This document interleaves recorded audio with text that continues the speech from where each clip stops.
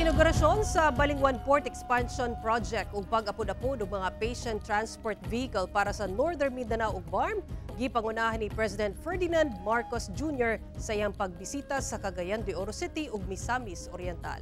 Ani report ni Cyril Chavez.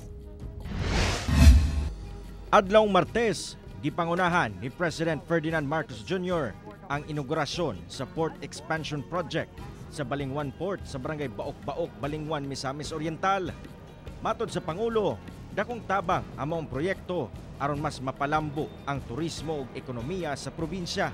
Sa pagsasaayos natin sa pasilidad na ito, asahan natin na lalakas ang turismo, bubuhos ang negosyo, lalago ang ekonomiya, at higit sa lahat, mas gaganda ang kabuhayan ng mga tiga Misamis Oriental.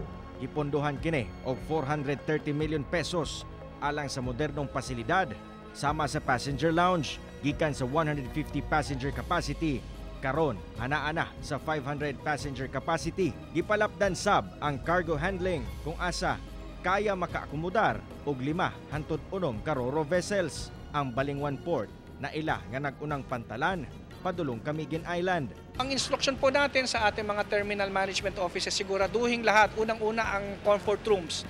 Dapat malinis yan, may hand wash, may toilet paper, at palagi pong kada isang may cycle yan na dapat nililinis talaga. Giablihan sab sa Pangulo ang labing una nga Integrated Coconut Processing Facility nga gitukod sa usa ka kooperatiba sa Balingasag, Misamis Oriental adlong Martes.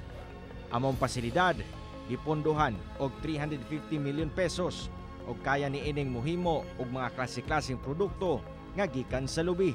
Number 2 tayo sa buong mundo sa coconut products. Ganyan kaganda ang produktong coconut.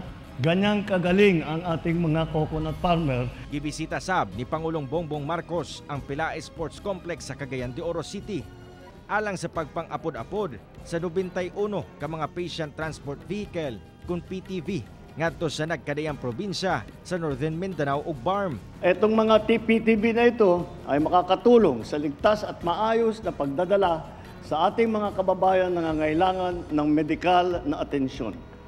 Alam po ninyo, sinadya ang disenyo ng mga sasakyang ito upang makarating kahit sa makikitid na daan. Kauban si Jaybert Pairat ug Makoy Sempron, Cyril Chavez. 1 Mindanao.